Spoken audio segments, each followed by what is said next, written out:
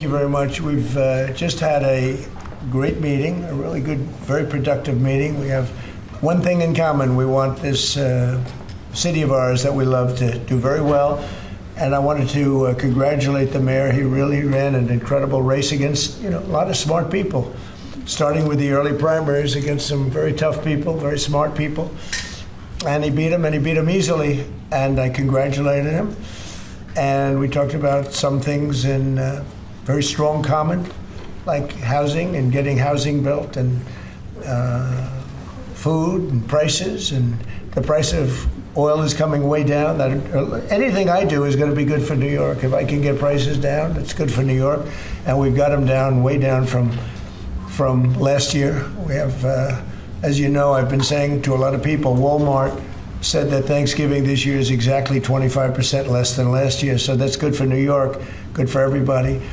But I just want to congratulate. I think you're going to have, hopefully, a really great mayor. The better he does, the happier I am, I will say. There's no difference in party. There's no difference in anything. And we're going to be helping him to make everybody's dream come true, having a strong and very safe New York. And congratulations, Mr. Mayor. Thank you, Mr. President. Thank you. I appreciate it. Please.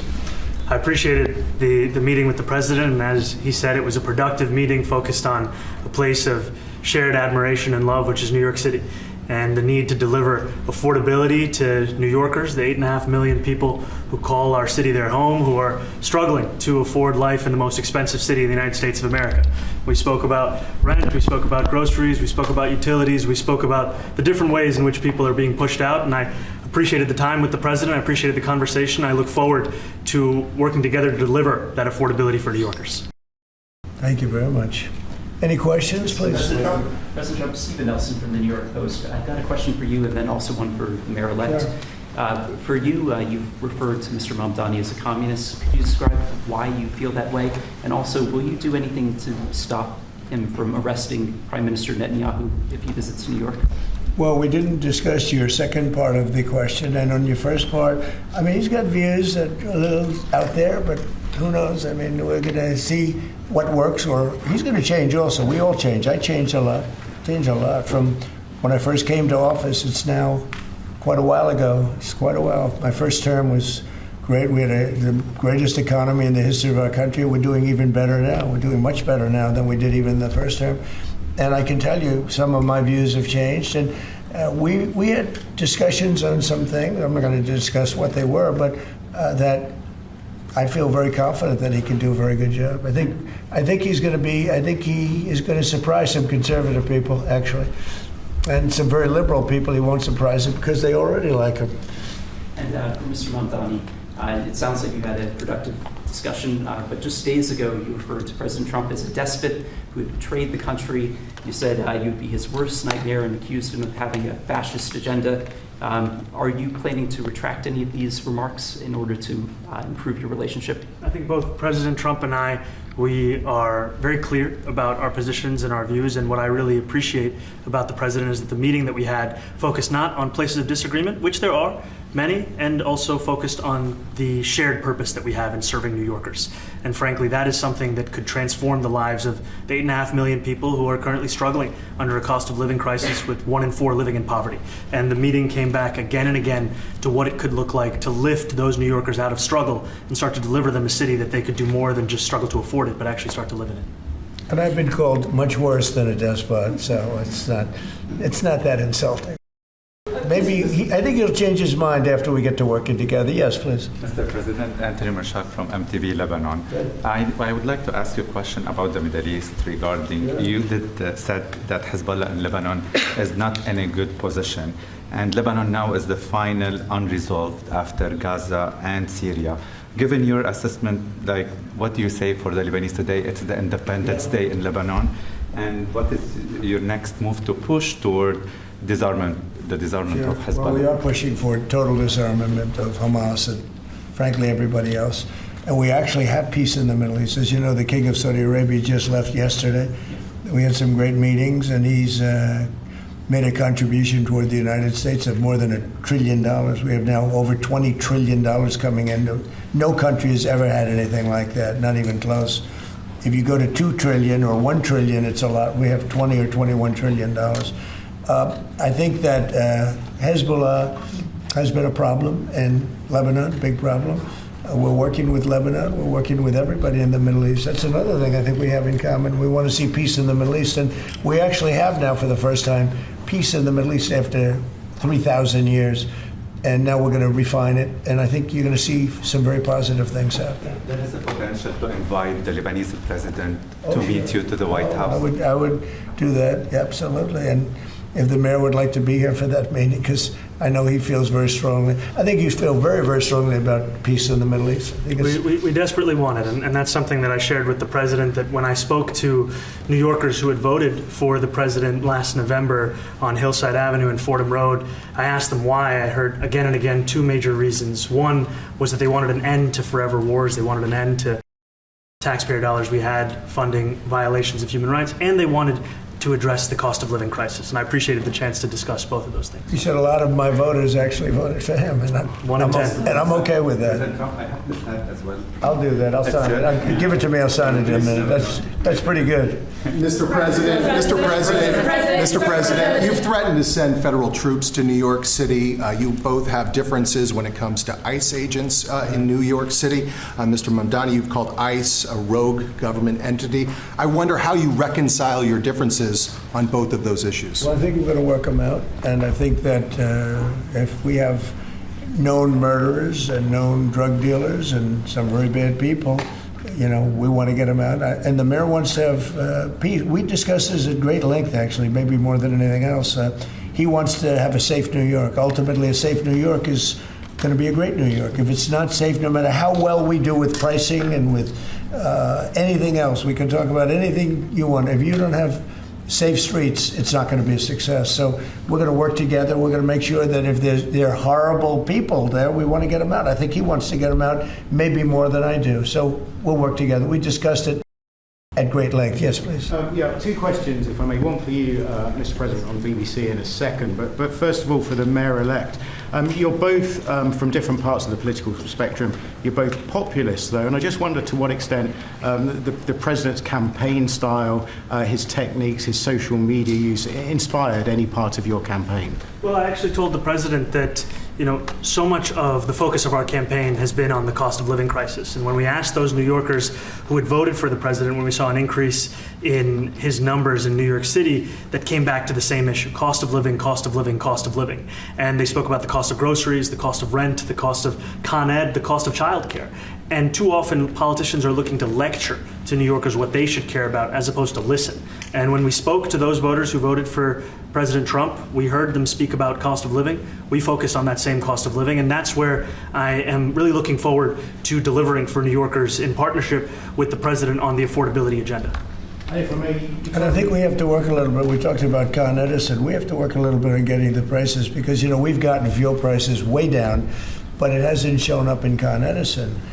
And we're going to have to talk to them. If we're sending them fuel at a much lower price than it was a year ago, which is true, we have to get Con Edison to start lowering the rates. Absolutely.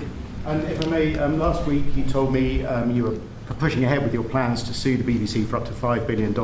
You're going to speak to Prime Minister Starmer as well. Is there any progress or any updates on those issues? Well, we get along very well with the Prime Minister. We made a deal with UK.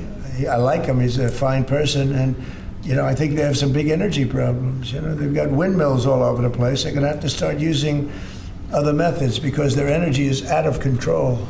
Talking about in the UK, it's out of control. And he's got that problem. He's got a big immigration problem, as you know, and he's got a big energy problem. And we talk about it. He's a good man. Prime Minister's a good man. Have you had a chance to speak this week? I haven't spoken this week. Have you spoken to President Zelensky, or do you intend to meet with him, President Zelensky, about your plan? Are you going to meet with them? I've spoken with their people. We have a plan. It's horrible what's happening. It's a war that should have never happened. It would have never happened if I was president, and it's a shame. And I thought they should have acted quicker. But it's a cold winter, and a lot of the you talk about utilities, but a lot of the big energy-producing plants have been under attack, to put it mildly, to put it nicely. We have a way of getting peace, or we think we have a way of getting peace. He's going to have to approve it. Just so sad, so many people. Last month, they lost 25,000 soldiers. This is something, we haven't seen anything like this since the Second World War.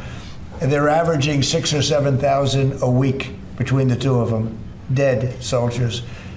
And it goes on. And I think they're getting reasonably close, but I don't want to predict. I would have said that would have been one of my early ones. I did 8 peace deals of countries, including in India, Pakistan. You could even go, in fact, they're coming here in a week or two, go to the Congo and Rwanda. That was 10 million people dead, and we worked something out on that. But so many. And the one I thought would have been, for me, because I have a very good relationship with President Putin, I thought that would have been maybe quicker. But it does take 2 to tango. And now you just see all the death. And, you know, it doesn't affect us other than the fact that we don't want to see all those people dead. Really, it's on the other side of the ocean. It's a war that should have never happened. It did happen. I blame the person also sitting right behind this desk. This is a war that should have never happened, and it wouldn't have happened if I were president. But we're trying to save a lot of lives. They're losing 25,000 lives over the last short period of time. That's Ukrainian and Russian, and it's a shame. What happens if President? I want to ask the mayor-elect about a House resolution just passed overwhelmingly to condemn socialism, including with 86 Democrats, all of House Dem leadership, and the minority leader, Hakeem Jeffries, despite his endorsement of you. What's your reaction to that? I have to be honest with you, I focused very little on resolutions. Frankly, I've been focusing... Condemn socialism. I understand. I think the focus is on the work at hand. I can tell you I am someone who is a democratic socialist. I've been very open about that. And I know there might be differences about ideology, but the place of agreement is the work that needs to be done to make New York City affordable. That's what I look forward to. And I want to clarify your answer to Stephen Nelson.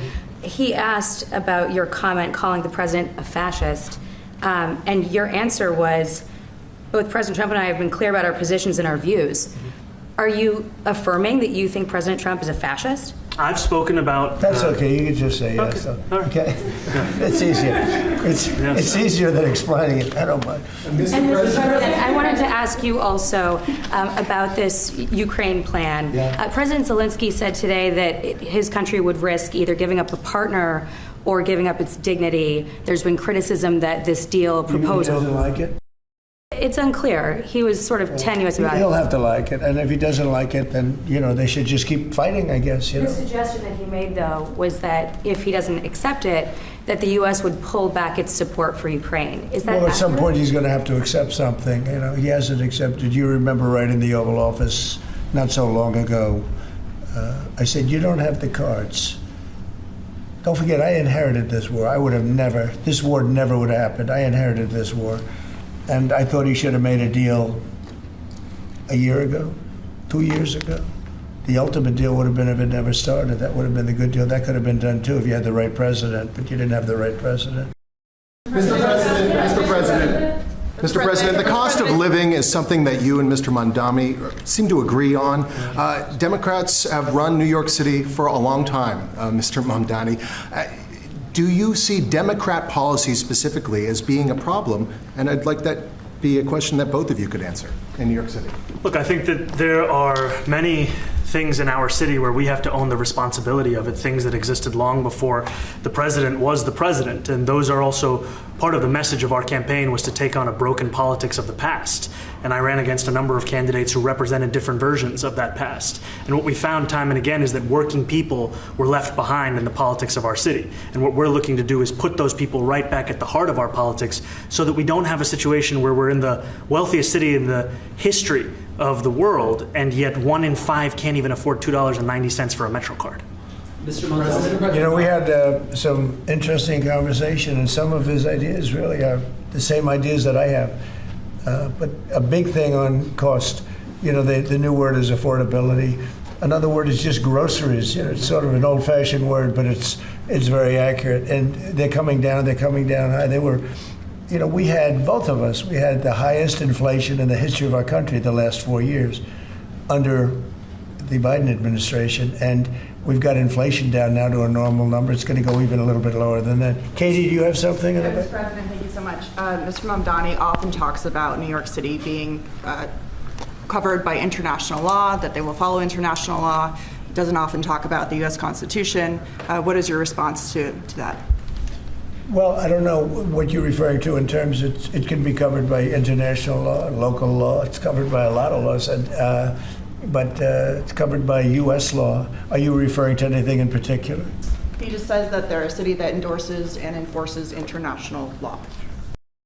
Is that at odds with U.S. I don't law? know. Would you want to respond to that? Yeah, I think what I've shared with the president is our desire to not only follow the laws of our own city, laws that protect New Yorkers, but also a desire for consistency in our politics across the board. And that's something that we've talked about and something that I know many New Yorkers want. We work with ICE. We work with ICE then? We discussed ICE and New York City, and I spoke about how the laws that we have in New York City allow for New York City government to speak to the federal administration for about 170 serious crimes. The concerns that many New Yorkers have are around the enforcement of immigration laws on New Yorkers across the 5 boroughs, and most recently we're talking about a mother and her 2 children, how this has very little to do with what that is. Mr. Mamdani, What we did is we discussed crime. More than ICE per se, we discussed crime. And he doesn't want to see crime, and I don't want to see crime. And I have very little doubt that we're not going to get along on that issue. He wants to, and he said some things that were very interesting as to housing construction, and he wants to see houses go up. He wants to see a lot of houses created, a lot of apartments built, etc. And you know, we actually people would be shocked, but I want to see the same thing. Mr. Mamdani, anti-Israel protesters. Okay. Yeah, Mr. President, I wanted to know one of the policies as well that Mayor-elect Mamdani talked a number of times about on the campaign was shifting the tax burden for property taxes from what he called minority communities to white-based communities and putting more taxes on white people. I also noticed that in your acceptance speech you didn't mention anything about America or Christians or white people in general, and so I didn't know if that was one of the policies that you guys had spoken about. We focused on affordability. We focused on the cost of living crisis. What I will say is that I am very much interested in property tax reform, because what we see right now in New York City is a system that is so inequitable that it can't even stand up in court. And the president and I spoke about the importance of not only building more housing, but also making sure that regulation of housing is something that is manageable to actually get through and not the cause of yet another weight that we see in our But to city. be clear, you're continuing this idea of race-based property taxes. No, to be very clear, That's what you said. no, the use of the term was a description of neighborhoods, not a description of intent. So you intend to tax the whiter neighborhoods more? No, we intend to create a fair property tax system because we want a New York City that is not only fair and equitable, but also one that every New Yorker can afford. Mr. Mamdani, anti-Israel Please, go ahead. Mr. Mamdani, anti-Israel protesters just targeted a synagogue in New York. Are you concerned about Jewish New Yorkers feeling welcome and safe in the city? And President Trump, you've threatened to cut off federal funding to New York City. What policies would prompt you to do that? Would that be city-run grocery stores? Would it be something else? Well, I think if we didn't get along, whether it's cut off or just make it a little bit difficult or not give as much, we want to see, I use the term, we don't want good money going after bad. And we don't want that to happen. I don't think that's going to happen. I did say that, subject to what policies are being said. We had a meeting today that actually surprised me. He wants to see no crime. He wants to see housing being built. He wants to see rents coming down, all things that I agree with. Now, we may disagree how we get there. The rent coming down, I think one of the things I really gleaned very much today, he'd like to see him come down, ideally, by building a lot of additional housing. Yeah. That's the ultimate way. He agrees with that, and so do I. But if I read the newspapers and the stories, I don't hear that. But I heard him say it today, and I think that's a very positive step. No, I don't expect. I expect to be helping him, not hurting him.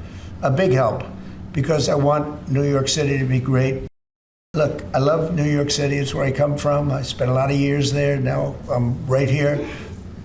We took a big setback with the mayor that we had, named de Blasio. I thought it was a tremendous setback for the city. I think this mayor can do some things that are going to be really great. Mr. President. How about you? Thank you, Mr. President. You're a billionaire. You have a different address nowadays than you used to, but you used to call New York City home. Would you feel comfortable living in New York City under a Mamdani administration? Yeah, I would. I really would. Especially after the meeting. Absolutely. What makes you comfortable? We agree on a lot more than I would have thought. I think I want him to do a great job, and we'll help him do a great job. You know, he may have different views, but in many ways, you know, we were discussing when Bernie Sanders was out of the race, I picked up a lot of his votes, and people had no idea because he was strong on not getting ripped off in trade and lots of the things that I've practiced and been very successful on. Tariffs, a lot of things. Bernie Sanders and I agreed on much more than people thought. And when he was put out of the race, I think quite unfairly, if you want to know the truth, many of the Bernie Sanders voters voted for me.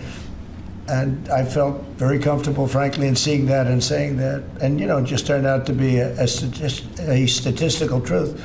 But no, I feel very comfortable. I would feel very, very comfortable being in New York, and I think much more so after the meeting. Yes, please. Thank you, Mr. President. I have a question for you, but a very quick one for the mayor. Why did you fly here? Aren't trains greener? I'll use every form of transit, and I want to make sure that they're all affordable in New York City, and that's why making buses fast and free is a centerpiece of our campaign. There is a bus that goes. Well, but I know, but if he flew, that's a lot quicker too. No. You know, I mean, he's working very hard.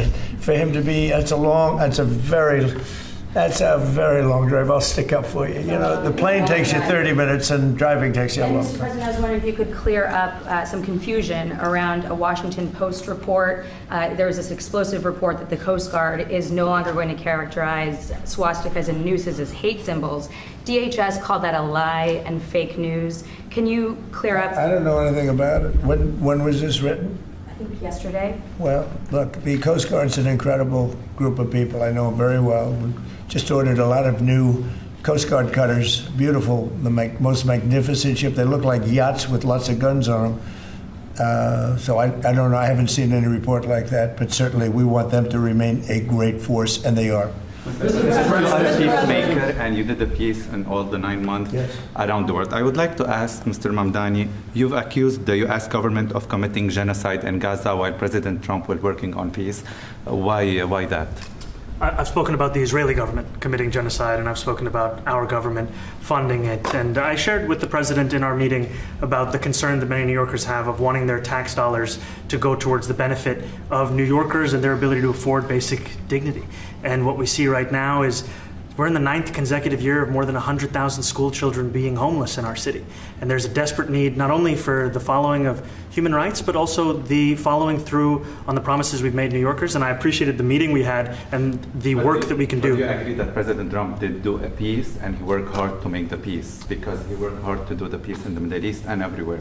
Do you agree with that? I appreciate all efforts towards peace, and I shared with President Trump that when I spoke to Trump voters on Hillside Avenue, including one of whom was a pharmacist that spoke about how President Trump's father actually went to that pharmacy not too far from Jamaica Estates, that people were tired of seeing our tax dollars fund endless wars. And I also believe that we have to follow through on the international human rights, and I know that still today those are being violated, and that continues to be work that has to be done no matter where we're speaking of. Mr. President, question for Mr. Thank you, Mr. President. Do you view the mayor-elect as the true leader of the Democrat Party? And do you think Leader Schumer's and Leader Jeffries, have to follow his lead? Well, look, I hope they have great leaders. This is a man that right now I think is focused in New York City.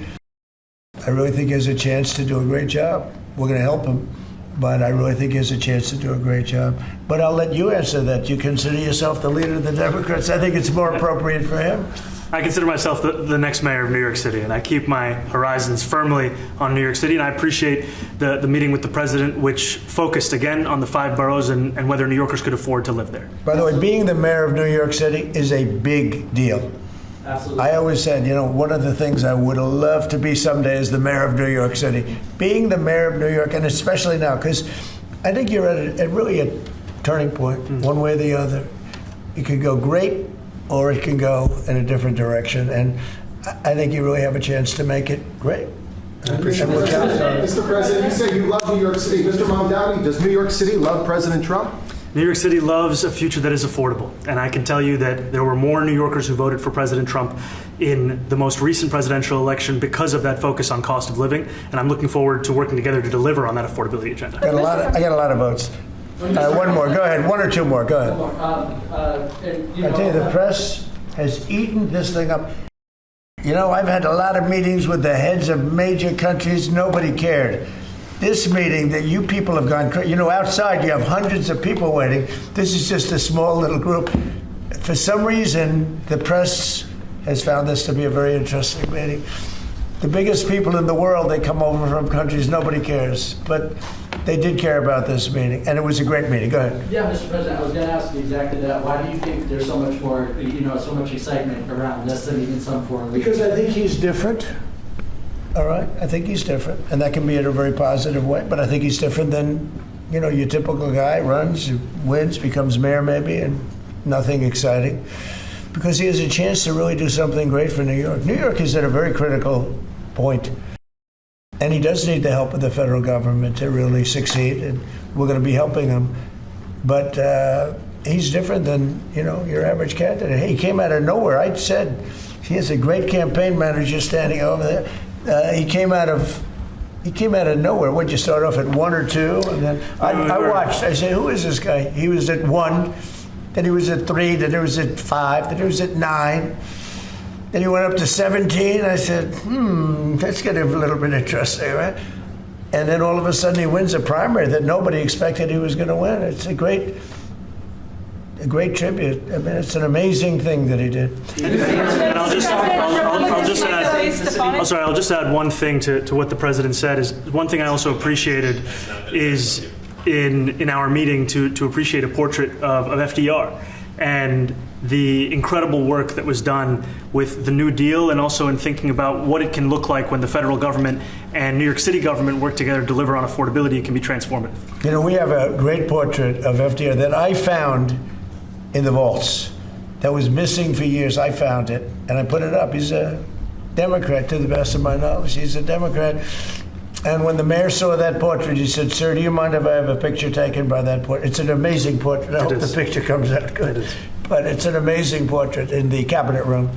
So he's a big fan of the New Deal, I guess, and of FDR. Yes, ma'am. Thank you, Mr. President. You said that you both spoke about crime.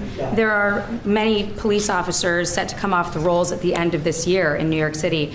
Are you going to allow those police to be replaced with police officers, actual cops? And are you going to require that happens? Would there be some consequence if the staffing happens? But again, that's going to be ultimately the mayor's decision.